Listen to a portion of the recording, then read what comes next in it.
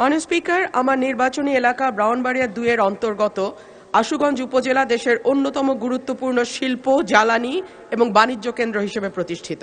এখানে দেশের অন্যতম বৃহৎ ১৫০০ মেগাওয়াট ক্ষমতা সম্পন্ন বিদ্যুৎ কেন্দ্র, আশুগঞ্জ সার কারখানা, পেট্রো বাংলার গুরুত্বপূর্ণ স্থাপনা, নৌবন্দর, সাইলো, গ্যাস কম্প্রেসার স্টেশন সহ একাধিক রাষ্ট্রীয় গুরুত্বপূর্ণ স্থাপনা বা কেপিআই আছে।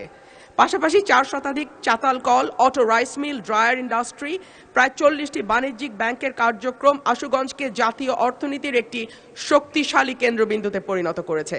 দেশের মোট চালের চাহিদার প্রায় ২৫% আসে আশুগঞ্জ থেকে এবং বিপুল সংখ্যক ব্যবসায়ী, শ্রমজীবী, পেশাজীবী মানুষ এখানে বসবাস করে এবং কর্মসংস্থানের সঙ্গে যুক্ত। এর ধারাবাহিকতায় আশুগঞ্জ এলাকায় দ্রুত জনসংখ্যা বৃদ্ধি পেয়েছে, বাজার, শিল্পাঞ্চল, আবাসিক এলাকা, নগর গড়ে উঠেছে। মাননীয় স্পিকার, আমার দাবি হচ্ছে এই আশুগঞ্জকে পৌরসভা ঘোষণা করা হোক।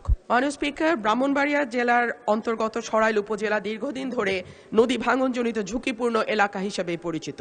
বিশেষত মেঘনা নদীর অব্যাহত ভাঙন প্রবণতার কারণে এই অঞ্চলের তীরবর্তী জনপদসমূহ প্রতি বছর মারাত্মক ক্ষতির সম্মুখীন হয়।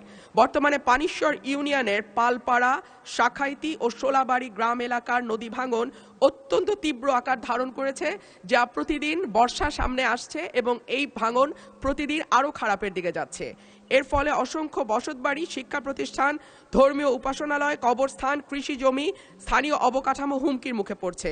ইতিমধ্যে বহু পরিবার বাস্তুচ্যুত হওয়ার আশঙ্কায় অনিশ্চয়তার মধ্যে আছে। অত্র এলাকায় যথাসময়ে কার্যকর প্রতিরোধমূলক ব্যবস্থা গ্রহণ না করা হলে পরিস্থিতি আরও ভয়াবহ আকার ধারণ করতে পারে, যা স্থানীয় জনজীবন, খাদ্য নিরাপত্তা, আর্থসামাজিক স্থিতিশীলতার উপর দীর্ঘমেয়াদী নেতিবাচক প্রভাব ফেলবে। আমি মাননীয় মন্ত্রীর দৃষ্টি আকর্ষণ করছি এবং